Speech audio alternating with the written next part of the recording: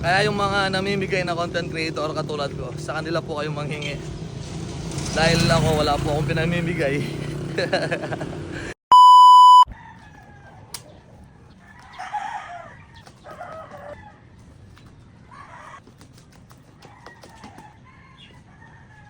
First 1 kilometer.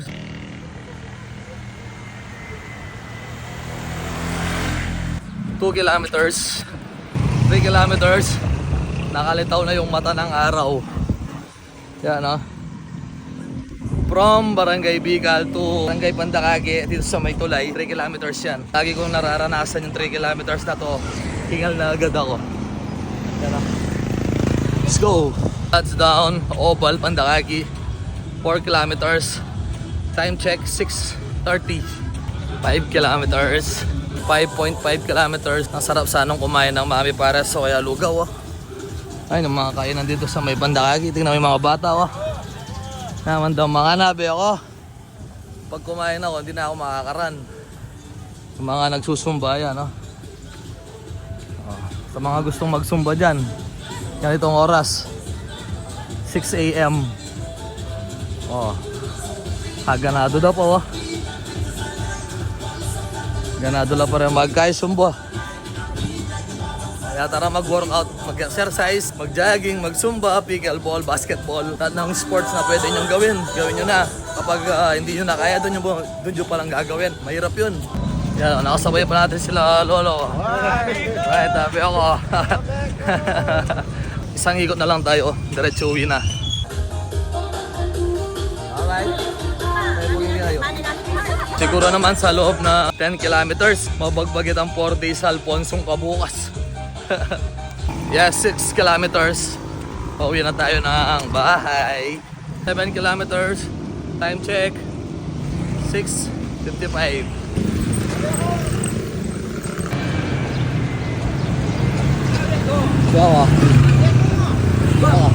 Bakit kapag nakikita nila sa daan si Abi ako, masaya yung pagmumukha nila? Dahil nakikita nila na masiyahin tayo, di ba? 8 kilometers. Nag-iba muna tayo ng daan dahil may aso. Panagalanda katamuran na, Abi ako. Abi ako. Abi ako. Di ba? Sarap sa pakiramdam ng ganyan, no? Yung appreciate ka ng mga tao dahil marami ka napapasaya. Yun lang. Yung mga ibang tao, makukuha mo sila sa mga pinamimigay mo, pera or what. Pero tayo, kahit wala tayong pinamimigay, na-appreciate tayo ng mga tao, di ba? Yun yung mga tunay. Dahil kapag yung mga binigyan mong yan, once na binigyan mo sila ngayon, humingi sila, pangalawa, binigyan mo pangatlo, hindi mo binigyan, mawawala ng kusa yan. Sabi ako. Pero, yan o.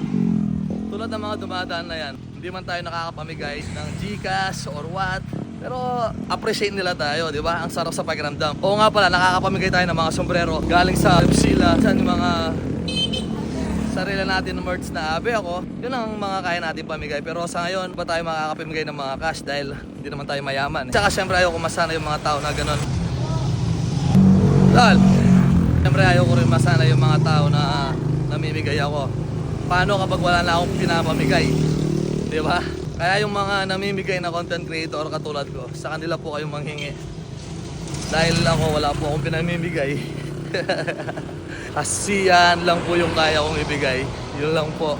Ipagdarasal ko na lang kayo. Mas makapangyarihan yung pagdarasal ko sa mga pinamimigay nilang yan. Arky!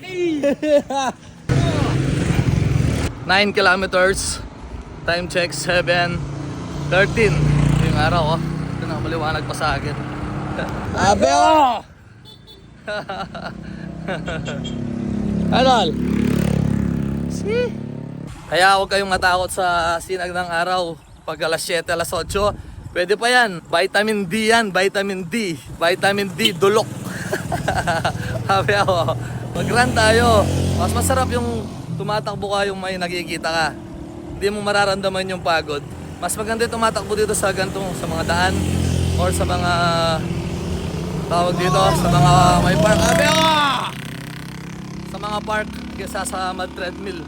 Sa yung treadmill, naranasan ko na natamaan yung tuhod ko. Lalo na kung pantay, kailangan naka-incline ng konti. Pero syempre, kung wala kayong time mag-running or mag-walking sa park o sa ganito, pwede naman. Basta at wag lang biglayin at wag tumakbo sa treadmill. Takbo siguro mga, sabi ako, 30 seconds, ganyan lang. Idol. Pero yung 1 minute straight na takbo sa treadmill, minsan hindi naman require. Baka matamaan yung tuhod nyo katulad ng tuhod ko. Sabi ako. Si. Sasaludo lang pa. Kaya sa mga nakakita sa akin o nakita natin ngayon ng araw na to, saludo and shout out sa inyo lahat. Maraming salamat sa suporta. Right, thank you Lord. Nakarating tayo ng safe 10 kilometers. Time check 7:23. Alright, kaya sa mga gustong mag-run lang. Ingat kayo palagi. And maraming salamat sa support kay Bob. So yan, Happy ako motovlog. God bless. Peace.